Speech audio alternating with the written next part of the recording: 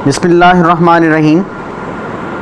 आज का व्लॉग शुरू करते हैं उन टिप्स और ट्रिक्स पर जिन पर अमल करके मेरे बच्चों ने अल्हम्दुलिल्लाह 90% प्लस मार्क्स लिए हैं और A+ ग्रेड हासिल किए हैं। ये टिप्स और ट्रिक्स हैं क्या?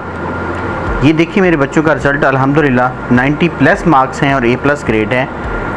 और ये कौन सी टिप्स एंड ट्रिक्स हैं? उम्मीद करता हूँ आप भी इन टिप्स एंड ट्रिक्स को फॉलो करेंगे। छोटी छोटी टिप्स हैं, छोटे छोटे ट्रिक्स हैं और अल्हम्दुलिल्लाह आपके बच्चे भी अच्छे नंबर हासिल कर सकते हैं। उम्मीद करता हूँ कि आप इन ट्रिक्स को फॉलो करेंगे और आप मुझे बताएंगे कि आपके बच्चे ने इन टिप्स एंड ट्रिक्स को फॉलो करके कितने % मार्क्स हासिल किए हैं। तो ये आप मुझे कमेंट्स बॉक्स में ज़रूर कर बताइएगा। शुरू करते हैं आज का व्लॉग। ये टिप्स एंड ट्रिक्स छोटे छोटे पॉइंट्स हैं, ये आपके लिए कैसे हेल्पफुल हो सकती हैं ये हम आपको अभी बताते हैं। सबसे पहले एग्ज़ामिनेशन का शेड्यूल, अब इनको डिटेल हम बाद में शेयर करेंगे। उसके बाद है सिलेबस ऑफ सब्जेक्ट, तमाम सब्जेक्ट का सिलेबस, पेपर के पैटर्न का पता होना चाहिए कि सब्जेक्ट पैटर्न्स ऑफ प्लानिंग उसकी होनी चाहिए कि हम इन सब्जेक्ट को कैसे कवर करेंगे, और subject wise marking on book. इसके बाद है सब्जेक्ट की प्रेपरेशंस, और ये हैं छोटे छोटे 5 से 6 टिप्स। तो सबसे पहले ये है कि आपके पास एग्ज़ामिनेशन का शेड्यूल यूँ ही आता है। शेड्यूल से आपको इस पता चल जाता है, सिलेबस से आपको पता चल जाता है कि आपके पास कौन सा पेपर कब होना है और उसमें कौन कौन से आपके सब्जेक्ट हैं, कितने चैप्टर्स हैं और उसमें कौन कौन सी चीज़ आएगी। तो इसका सबसे पहला ये आसान है कि जो ही आप पेपर के शेड्यूल को देखें, ऐसा ना हो कि आप किसी और ही चीज़ की तैयारी कर रहे हों और आपके पास सब्जेक्ट कुछ और ही हो जाए। तो सबसे पहले ये है कि आपने टाइमलाइन मेजर करना है कि बच्चे के पेपर कब स्टार्ट हो रहे हैं। इधर आपके पास 1 वीक मिला है, 2 वीक्स मिले हैं, और किस डेट पे स्टार्ट हो रहे हैं और इस सिलेबस में कौन कौन सी चीज़ आएगी।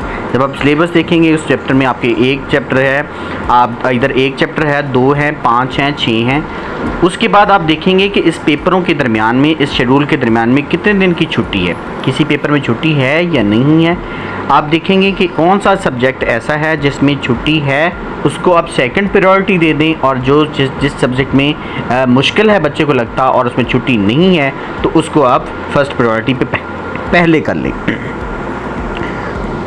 उसके बाद हम मंगवाएंगे सिलेबस, कि इधर बच्चे का जो सिलेबस है, पेपर का जो पैटर्न है, सिलेबस कौन कौन सिलेबस है, मैं इसका क्या पैटर्न है, इसमें कितने सेक्शन होंगे, कितने सवाल होंगे, ए सेक्शन में क्या चीज़ होगी, क्या उसमें MCQs होंगे, क्या उसमें मल्टीपल चॉइस क्वेश्चन होंगे या उसका डिस्क्रिप्टिव पेपर होगा, ठीक है, शॉर्ट क्वेश्चन होंगे या लॉन्ग क्वेश्चन होंगे, कितने मार्क्स के होंगे, कितने आपने सवाल उसमें करने हैं। ये बैठ के आप उसकी प्लानिंग सिलेबस को देख के और पेपर के शेड्यूल को देख के आप कर सकते हैं कि ये बच्चे का जो है ना, कौन सा सब्जेक्ट कब आ रहा है और उसमें कितने मार्क्स है, सेक्शन A में क्या होगा, सेक्शन B में क्या होगा और सेक्शन C में क्या होगा।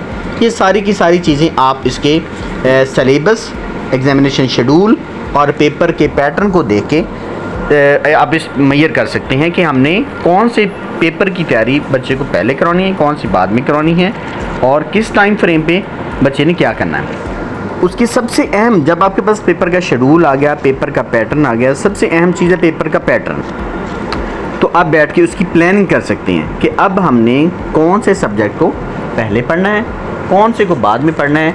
कोशिश ये करें कि जो सबसे आपका इजी सब्जेक्ट है उसको आप पहले कवर कर लें, ताकि उसकी अगर छुट्टी है भी या नहीं है तो आपके पास टाइम सेविंग हो जाए और आप उसको आखिर में जाके कवर कर सकें। उसके बाद है मार्किंग ऑन द पेपर। जो ही आप डेट शीट देखते हैं तो बच्चे के बुक पे मार्क कर दें कि ये पेपर कब है और इसमें इस पेपर में क्या क्या चीज़ आनी है, तो उस हिसाब से आप उसको लेके आगे चलें। सबसे अहम चीज़ आखिर में है कि आपके सब्जेक्ट की प्रेपरेशन, आपको कॉलम है, MCQs हैं, सिलेबस है। इस तरीके से आप अपने बच्चे की अच्छी तैयारी करवा सकते हैं और 100% मार्क्स अच्छे हासिल कर सकते हैं। अल्लाह ताला तमाम बच्चों को और सब बच्चों को कामयाबी अता करे। अल्लाह हाफिज़।